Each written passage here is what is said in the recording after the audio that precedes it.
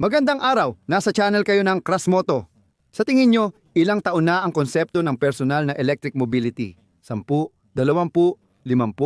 Ang totoo, mahigit 150 taon na ang konseptong ito.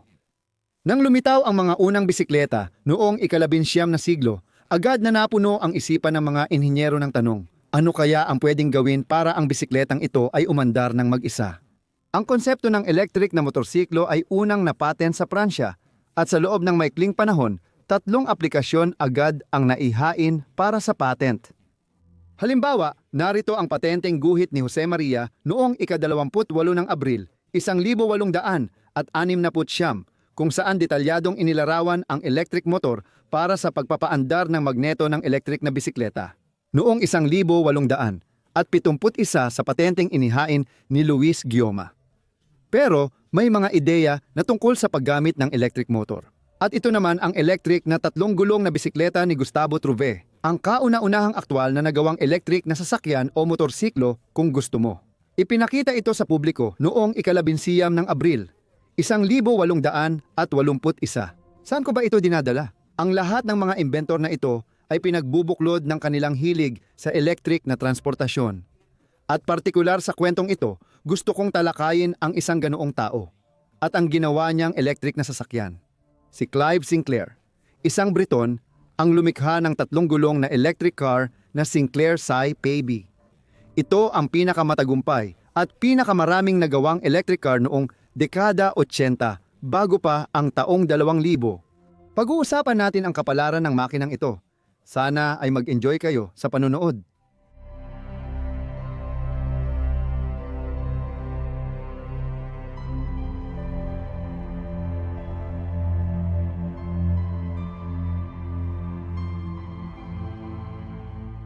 Kaunting impormasyon tungkol kay Clive Sinclair. Si Clive ay isang napakatalino at malayong mag-isip na tao. Isa siya sa mga naging tagapanguna ng personal na computer noong dekada 60 at 70. Mula pa noong kabataan niya, iniisip na ni Sinclair ang tungkol sa maliliit at murang personal na sasakyang dekuryente. Kasabay nito, kinilala siyang henyo sa elektronika at nagdisenyo ng unang manipis na kalkulador na kasya sa bulsa. Tungkol naman sa mga sasakyan, para sa kanya ay napakaaksaya at napakamahal ng kotse sa 70% ng mga pagkakataon na ginagamit ito araw-araw. Sa libreng oras mula sa trabaho sa elektronika, sina Clive at ang kanyang kumpanya ay sumusubok ng elektromotor at baterya habang si Chris Carey na naging tagapagtatag ng Acorn ay gumagawa ng paunang pag-aaral sa mga prototype. Noong dekada 70, unang sinubukan ang elektromotor sa isang scooter.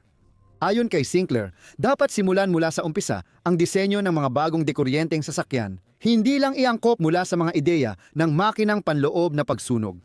Ang kanyang unang prototype ng dekuryenteng sasakyan, ang Sinclair C1 noong 1979 ay maliit, pang-isahan, gumagamit ng lead-acid na baterya, may 48 km saklaw, 136 kilo ang bigat, at abot kaya ang presyo. Nakipagkontrata si Sinclair sa Oakley Design para sa pagdisenyo ng panlabas na anyo ng sasakyan. Naging magastos ang pagdevelop at noong tagsibol ng 73 taon, nagpasya si Clive na itigil ang proyekto ng C1, isang maliit na paglilinaw. Sa totoo lang, ang dekuryenteng sasakyan ni Sinclair ay isang trisiklo. Maaari mo itong ituring bilang motorsiklo o bilang kotse. Hindi ito masyadong makakaapekto sa kwento. Hindi pinanghinaan ng loob si Clive Sinclair ng kabiguan sa unang proyekto. Ibinenta niya ang bahagi ng kanyang mga shares at itinatag ang kumpanyang Sinclair Vehicles at kinuha si Barry Wills, dating pinununo ng DeLorean, bilang managing director. Bagamat nauna ang ideya ng dekuryenteng sasakyan, sinuportahan ito ng batas ng Britanya. Noong 1980 tinanggal ang buwis sa mga dekuryenteng sasakyan. Noong 1983, ipinasa ang batas na pumapayag sa mga sasakyang may bilis na mas mababa sa 24 km/h na sakyan ng mga 14 na taong gulang pataas kahit walang helmet at lisensya. Naramdaman ni Sinclair na nakahanap siya ng puwang sa merkado na maaari nilang punan. Ang bagong konsepto ni Clive Sinclair ay isang maliit at murang dekuryenteng trisiklo na may bigat na humigit kumulang 40 kilo para sa isang tao, na may mga pedal din sakaling maubos ang baterya.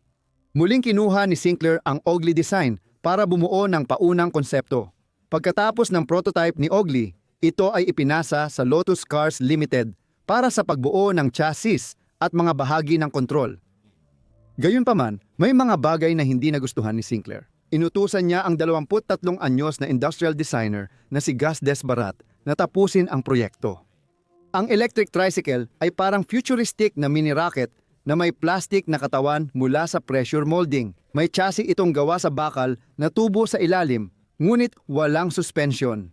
Ang buong konsepto ay nakatuon sa paggawa ng isang sasakyan na mura ang paggawa at madaling gamitin. Ayon kay Desbarat mismo, ang trabaho niya ay gawing mas maganda, mas ligtas, at mas madaling gamitin ang isang pangit at walang saysay na aparato, kahit na manatili pa rin itong walang saysay. Sa katunayan, ang Sinclair C5 ay napakadelikadong sasakyan sa mga pampublikong kalsada. Walang seatbelt ang C5.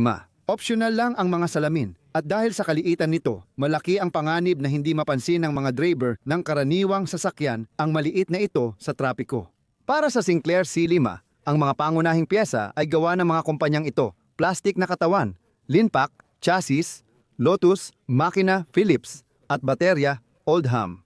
Nakipagkasundo sila sa pabrika ng Hoover na gumagawa ng washing machine sa Wales para sa serya ng produksyon ng C5. Malaki ang ambisyon ni Clive Sinclair. Plano niyang gumawa ng 200,000 gulong na dekuryenteng sasakyan kada taon. Hindi siya nagtipid sa paggastos sa pagdevelop, parang si Elon Musk. Bago ang opisyal na presentasyon ng C5 noong Enero 1985, nakagawa na sila ng 2,500 unit para sa inaasahang demand. Ipinakilala ang Sinclair C5 sa isang marangyang media event sa Alexandra Palace. Dahil malamig, karamihan sa mga C5 ay hindi gumana ng maayos at mabilis maubos ang baterya. Ang mga tester ng bagong modelo na sabay ring mga mamamahayag nang lumabas sa kalsada ay natakot nang makasalubong nila ang mga truck na hindi sila nakikita at binubugahan sila ng usok ng tambutso sa muka. Walang proteksyon laban sa panahon, kaya ang mga tester ay giniginaw at nababasa.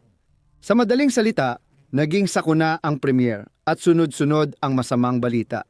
Nag-aalala ang mga magazine at pahayagan sa kawalan ng protective gear, hindi nakikitang silima sa driver at kakulangan ng training, lisensya at helmet sa sakay.